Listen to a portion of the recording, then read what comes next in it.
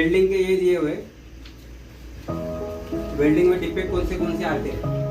एक तो दिया आर्क का स्थिर न रहना, ये स्टेबल आर्क, आर्क ब्लॉक क्यों जमा होता, आर्क ब्लॉक क्यों होता है वो, या कम है या अधिक, वेल्डिंग का बीड जो है आपका प्रॉपर नहीं, क्यों अभी आपका आता है वो शालो बीड करके बताया ना आपके यहाँ पे कस्टमर ने मेरे रिमार्क दिया है, तो बीड फिनिश बराबर नहीं है, वो क्यों आता है, वो पोरोसिटी का कारण।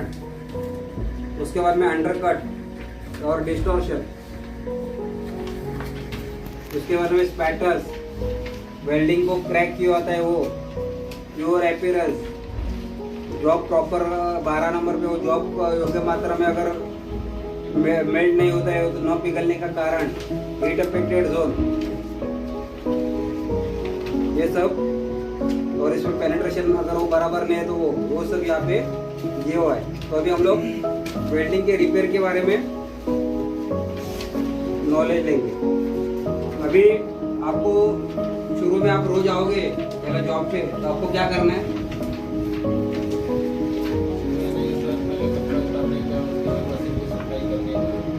कपड़ा उतार के तो सेंटेंस को पूरा करो ना कि कपड़ा चेंज करके, नहीं वो मशीन को साफ सुथरा करने का है।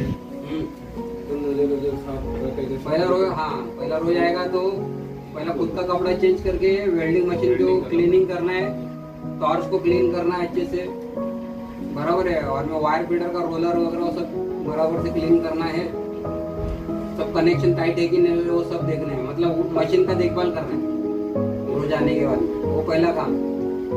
दूसरे बाद में वो सब टॉर्च का भी क्लीनिंग वगैरह वो सब करने का है, वो देखना है। तीसरा काम क्या रहेगा आपका, कि आपको जो जॉब दिया है सुपरवाइजर ने, तो जॉब का थिकनेस कितना है और थिकनेस के अकॉर्डिंगली करंट पैरामीटर सेट करना है। उसके बाद में कोई भी काम करने के पहले आपको 5-10 मिनट सोचना है कि भाई मेरे को ये काम करना है, तो कौन सा वे से मैं करेगा तो मेरा काम आसान होगा। अगर वो 5-10 मिनट सोच के आपका काम करोगे ना, तो आपका दिन का 1-1.5 घंटा ऐसे बचेगा। क्योंकि आपको अगर कैसा काम करना है वो हिसाब से मुझे कैसा पोजीशन लेना है, कौन सा हेड का टेबल लेने का है, कैसा पोजीशन लेके मैं काम करूँ, अगर ये समझो आपका प्लानिंग होगा बराबर, तो आपका जो काम है जल्दी से जल्दी भी होगा और अच्छे से भी होगा, और आप बिना थके ज़्यादा से ज़्यादा काम कर सकते हो। वैसे भी काम करने के टाइम पे पहले आपको 5-10 मिनट सोचने का है कि कैसा प्लानिंग करना है, और वो सब हो जाने के बाद में काम को शुरुआत करना है। और काम करने के टाइम पे भी आपको ध्यान में रखना है आपका हैंड ग्लोव्स, गॉगल, और अगर समझो आप वेल्डिंग का स्क्रीन यूज करते हो तो कितना शेड का ग्लास लेना है वो प्रॉपर वो लेके काम करना है। वेल्डिंग करने के टाइम, ब्रेजिंग करने के टाइम पे गॉगल पहनने गए, और फुल स्लीव का आपका बॉयलर सूट होना चाहिए, हाफ स्लीव का नहीं। अगर हाफ स्लीव का आप पहनते हो तो उसमें आपको लाइट वगैरह लगेगा, आपका स्किन वगैरह खराब हो जाएगा उसमें, वो आपको फुल स्लीव का पहनना। और दूसरा ये आपने हाथ में जो भी पहना है ना, अगर वो टाइट में पहनने का नहीं है, वो टाइट पहनोगे आपका समझो हीट, ब्लड में वेल्डिंग करने की वजह से समझो हीट आ गया बॉडी में, ब्लड का सर्कुलेशन भी फास्ट होता है, तो वो टाइम पे अगर समझो ये टाइट पहना रहेगा तो फिर आपको तकलीफ आ सकता है। तो आपका हाथ में एकदम वो टाइट नहीं होना चाहिए, थोड़ा लूज पहनने का, वो ध्यान में रखो, ठीक है। और दूसरा अभी हम लोग ने सुबह से क्या क्या देखा कि वेल्डिंग का हिस्ट्री देखा, मटेरियल जॉइनिंग का प्रोसेस कौन सा है वो देखा, उसके में हम लोग ने देखा कि types of joint, types of position वो देखा, उसके में प्लेट और पाइप का ग्रूव और फिलेट जॉइंट्स देखे, GMAW प्रोसेस में कौन से गैस होता है और उसके अकॉर्डिंगली कौन सा टर्म यूज करना है वो हम लोग ने सीखा। उसके में वायर जो रहता है, वायर का टेक्निकल जो नाम है वो हम लोग ने देखा क्या क्या उसको ये करना है। उसके बाद में हम लोग ने और क्या सीखा, वेल्डिंग मशीन के बारे में पूरा जानकारी हम लोग ने दिया, ठीक है। अभी हम लोग ने जो भी करते हैं तो वेल्डिंग में डिफेक्ट कौन से आते हैं उसके बारे में हम लोग जानकारी देंगे। अभी आर्क स्थिर न रहना, अनस्टेबल आर्क, अनस्टेबल आर्क का कारण क्या है, आपका बेल्ट जो क्लीन नहीं रहेगा तो अनक्लीननेस, मटेरियल आपका वेल्डिंग जो है अनक्लीन रहेगा वेल्ड जॉब, तो उसकी वजह से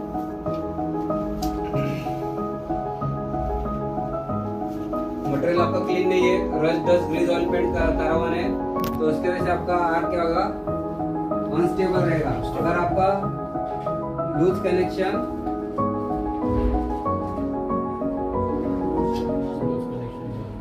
कनेक्शन ऑफ केबल ज्वाइंट, मतलब अर्थिंग है, होल्डर है आपका लूज रहेगा तो उसकी वजह से आर्क क्या होगा आपका अनस्टेबल रहेगा।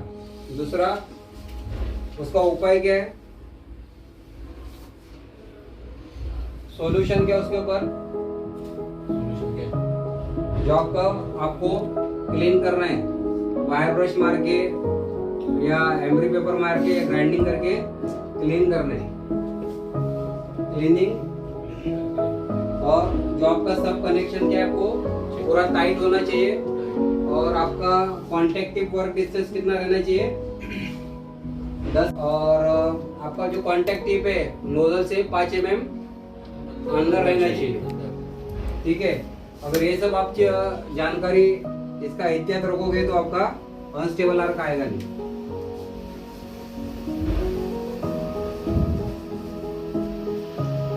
उसके बाद में आर्क फ्लो क्यों आएगा, मतलब आर्क फ्लो में वेल्डिंग करने के टाइम आर्क एकदम आगे आगे भागता है।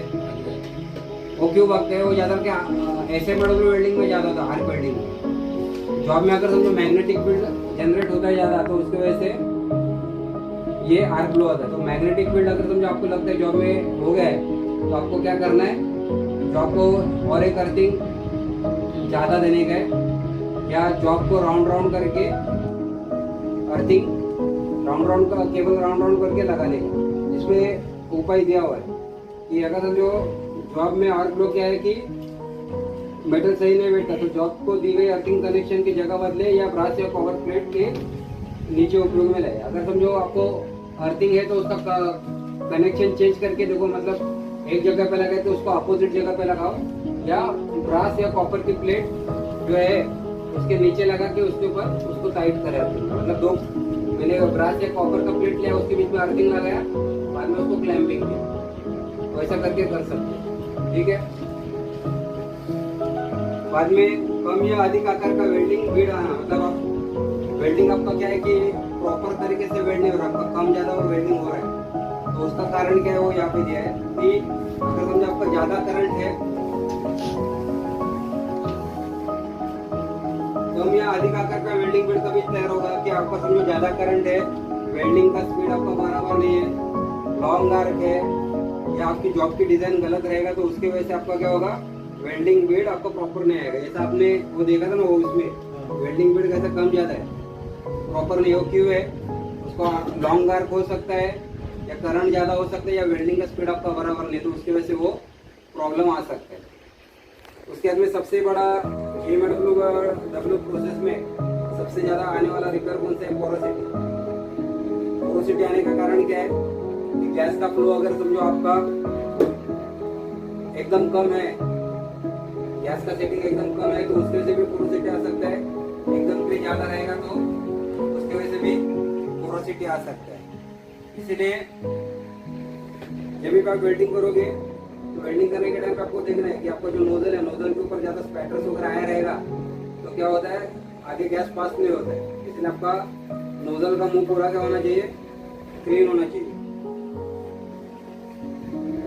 अगर समझो आप वेल्डिंग करते हो तो आपका लॉन्ग आर्क है तो उसकी वजह से भी पोरोसिटी आ सकता है कि जैसा लंबा रखोगे आप लॉन्ग आर्क करके तो भी पोरोसिटी आ सकता है। उसका पोरोसिटी आने का मेन कारण क्या है, जहाँ से आपने गैस का कनेक्शन लगाया है, अगर समझो पाइप की तरफ पे कटा है या जहाँ पे हम लोग ने निप्पल के आगे जो ज्वाइंट दिया है वहां से अगर समझो लीक रहेगा तो भी पोरोसिटी आ सकता है। इसलिए आपको क्या करना है, कभी आप आओगे तो आपका सब पहली बात तो आप लाइनर में हवा वगैरह मारा है तो लाइनर के अंदर कुछ कचरा रहेगा, निकल गया, मतलब पोरोसिटी आने का एक जो वजह है वहाँ पे कम हो जाएगा। दूसरा आपको कॉन्टेक्टिव वर्क डिस्टेंस है आपका 10 mm है, उससे ज्यादा नहीं होगा तो आपको प्रेशर प्रॉपरली मिलेगा गैस का। उसके बाद में अगर समझो आप वेल्डिंग करने के टाइम पे जो भी गैस का जो सेटिंग जितना पता है WPS में, अगर समझो उतना रख रहा है तो भी उसमें पोरोसिटी आने का चांसेस क्या होगा, कम होगा। और अगर जहाँ पे आप वेल्डिंग कर रहे हो उधर समझो कुछ भी ग्रीस ऑयल पेंट कार्बन नहीं रहेगा तभी पोरोसिटी वहाँ पे आने का चांसेस कम हो जाएगा। दूसरा, आप जहाँ पे वेल्डिंग करते हो वहाँ पे अगर समझो वेल्डिंग करने के टाइम पे अगर समझो ये जॉब के ऊपर पहले से समझो मतलब वो प्रॉपरली ग्राइंडिंग नहीं किया है तो रस्ट वगैरह भी ज्यादा रहेगा, तो उसकी वजह से भी ज्यादा से ज्यादा उसमें पोरोसिटी आ सकता है। ठीक है, हाँ तो क्लीनिंग नहीं है ना, वो भी मेन कारण है। उसको एक्चुअली ग्राइंडिंग करना चाहिए। हाँ, उसमें सल्फर ज्यादा रहता है, वो पूरा ये होना चाहिए। जैसे पोरोसिटी आने का कारण मैंने आपको बताया कि गैस का फ्लो, अगर आपका इसमें स्पैटर ज्यादा रहेगा और नोजल के ऊपर उसके ऊपर अगर बेस मेटल और आपका अगर समझो वायर भी समझो बराबर नहीं रहेगा तो उसके वजह से भी पोरोसिटी आ सकता है। वो वायर आपका बराबर नहीं है कि इसके लिए मैंने आपको बोला था हेलिक्स और कास्ट वो देखने गए, तो उसके ऊपर से आपको मालूम पड़ेगा कि आपका वायर बराबर है कि नहीं। और आपका कॉन्टैक्टिव वर्क डिस्टेंस आपको प्रॉपर नहीं रहेगा, ज्यादा रहेगा तो उसके वजह से भी पोरोसिटी आ सकता है। ठीक है, तो ये आपको प्रॉपरली आपको ध्यान देना है। दूसरा, अंडरकट। अभी आप जो भी वेल्डिंग कर रहे हो तो उसमें अंडरकट आने का मेन कारण क्या रहेगा? अंडरकट मतलब मालूम है ना आपको? अंडरकट किसको मालूम नहीं? यहाँ पे देखो अंडरकट का ये बताया हुआ। अंडरकट क्यों आता है? ये अगर आपको टॉर्च का एंगल बराबर नहीं है और आपका करंट वोल्टेज बराबर नहीं है तो उसकी वजह से अंडरकट आता है। इसलिए आपको जब भी वेल्डिंग करोगे तो आपको टॉर्च का एंगल प्रॉपर रहना चाहिए और करंट वोल्टेज प्रॉपर रहना चाहिए। अगर समझो आपको सिक्सर मारने का है, आपको मारने का है फ्रंट में, तो आपको बैट क्या फ्रंट में घुमाना पड़ेगा ना। आप अपोजिट बैट जो डायरेक्शन में बैट घुमाएगा वो डायरेक्शन में क्या बॉल जाने वाला है। इसलिए आपको क्या जो जहाँ पे वेल्डिंग मारना है उसका मिडल में आपको टॉर्च का एंगल रख के वेल्डिंग करेगा तो प्रॉपर आएगा, तो वहाँ पे अंडरकट आएगा नहीं। और आपका करंट और वोल्टेज क्या होना चाहिए? प्रॉपर होना चाहिए। बाद में डिस्टॉर्शन बहुत इंपॉर्टेंट फैक्टर है। अगर समझो डिस्टॉर्शन के बारे में अगर समझो वेल्डर को नॉलेज नहीं रहेगा तो समझो कितना भी अच्छा जॉब आपने वेल्डिंग किया और उसमें समझो डायमेंशन चेंज हो गया तो जॉब सीधा स्क्रैप में जाता है, रिपेयर भी होता नहीं। इसलिए डिस्टॉर्शन बहुत ही होता ना सीरियस एक ये है सीरियस डिफेक्ट है, तो उसको कंट्रोल करने एक बार वेल्डर को आ गया, अगर फिर पर्टिकुलर जॉब पे अगर समझो चाहिए तो वही वेल्डर चाहिए। अगर दूसरा वेल्डर लाया और उसने वेल्डिंग किया तो जॉब खराब हो गया, ऐसा ये हो जाता है। पर्टिकुलर एक परसेप्शन आपको बनाना है तो डिस्टॉर्शन के ऊपर आपको काम करना है। अभी डिस्टॉर्शन का कारण क्या है? आपका करंट वोल्टेज ज्यादा रहेगा या आप जहाँ पे जो वायर का जरूरत है अगर समझो दूसरा कंपनी इसका वायर यूज करेगा, दूसरा केमिकल प्रॉपर्टीज का वायर यूज करेगा, उसकी वजह से ये आपका वेल्डिंग का सीक्वेंस बराबर नहीं है तो उसकी वजह से भी डिस्टॉर्शन आ सकता है। अभी यहाँ पे डिस्टॉर्शन के मेन कारण ये है कि विशिष्ट गुणधर्म धातु को प्री हीटिंग न करना। अगर समझो कोई जो धातु है जैसा आपका ये हो गया एल्यूमिनियम हो गया या लोहा वाला स्टील का जॉब है, अगर समझो आप उसको प्री हीटिंग नहीं करेंगे तो क्या होगा? उस पर डिस्टॉर्शन आएगा। अगर समझो हम लोग प्री हीटिंग करते तो पहले से क्या होता है, जॉब गर्म होता है और जॉब धीरे धीरे ठंडा होता है। अगर समझो हम लोग गर्म नहीं करेंगे तो वेल्डिंग में क्या होता है 1300 टेम्परेचर तक गया तुरंत नीचे आ गया, तो फिर क्या होता है गर्म होता है और जॉब क्या होता है तुरंत ठंडा भी होता है। तो उसकी वजह से जो एटम जो रहता है, एटम का स्पेसिंग बढ़ता है, तुरंत कम होता है, सिकुड़ता है, तो क्या होता है एटम ज्यादा क्या होता है अल्टर होता है उसकी वजह से, और उसकी वजह से क्या होता है उसका मैकेनिकल प्रॉपर्टी ज्यादा से ज्यादा डैमेज होता है। इसीलिए जॉब गर्म हो गया तो क्या होगा धीरे धीरे ठंडा होगा तो जॉब का जो एटम रहता है वो ज्यादा अफेक्ट होता नहीं। इसीलिए अपने को क्या करना है, अगर समझो कोई स्पेशलाइज जॉब है जैसा एल्यूमिनियम है या अलॉय स्टील का जॉब है तो उसको क्या करना है पहले से क्या करना है प्री हीटिंग करना है। अगर समझो जॉब को आप वेल्डिंग कर रहे हो तो समझो करंट कम ज्यादा कर रहे हो, वेल्डिंग मारो तो क्या होता है यूनिफॉर्म हीट जॉब में डिस्प्रेड होता नहीं। यूनिफॉर्म हीट न जाने की वजह से भी जॉब में डिस्टॉर्शन आएगा।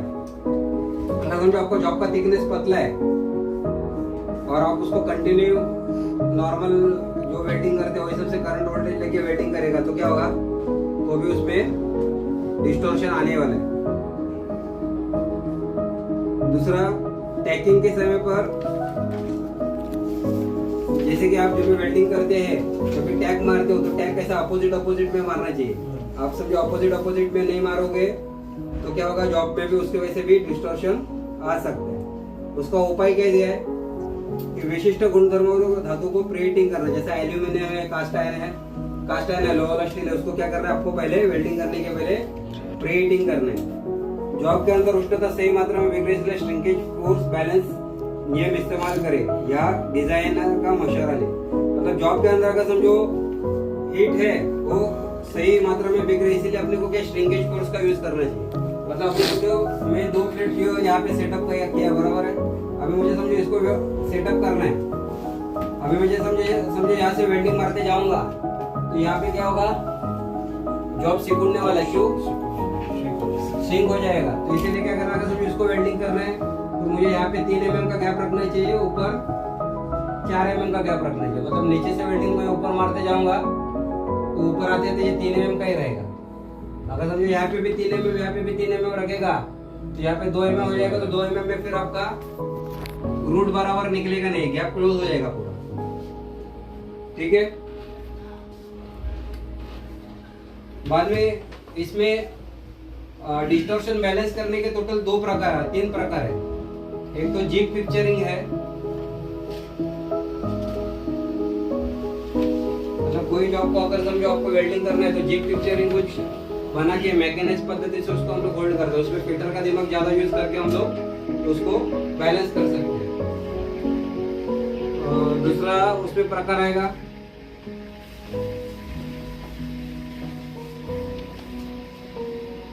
दूसरा है वेल्डिंग टेक्निक,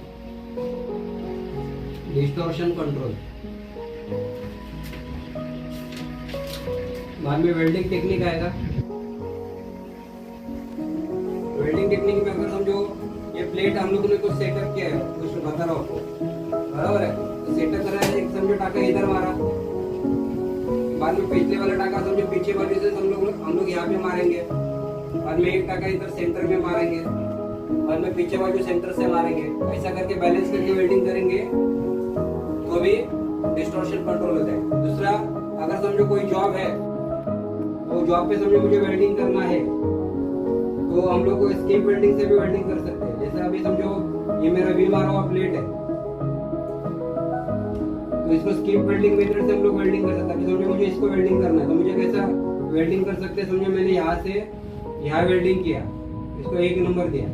दूसरा भी वेल्डिंग हम लोग करेंगे, हम यहाँ से यहाँ है 2 नंबर, और फिर तीसरा रोड हम लोग यहाँ से चालू करेंगे, यहाँ पे 3 नंबर, फिर यहाँ से आएंगे 4 नंबर।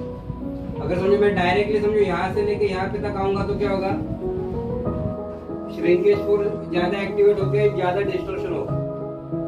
तो उसमें डिस्टॉर्शन बैलेंस होकर मैं क्या करूंगा, पहले यहाँ से इतना रन मारा, मतलब जो हीट आएगा ये यहाँ पे आने वाला, बराबर है। दूसरा मैं यहाँ से चालू किया, यहाँ तक आया, मतलब तुम्हारा जो भी स्ट्रेस डेवलप हुआ यहाँ पे होगा। ऊपर जहाँ पे वेल्डिंग मारने का बाकी वहाँ पे कुछ आपका स्ट्रेस डेवलप होने वाला नहीं है। अब इसको बोलते हैं स्किप वेल्डिंग मेथड बोलते हैं, स्किप वेल्डिंग मेथड। दूसरा एक है स्टैगर्ड वेल्डिंग मेथड। ये जो बताया था ये स्टैगर्ड वेल्डिंग मेथड था ये, ठीक है। दूसरा, अभी समझो मेरे पास में 2 जॉब है, एक एग्जांपल देता हूँ। ये ऐसा फ्लैंज लगा है और उसमें पाइप वेल्डिंग करना है मुझे, बराबर है।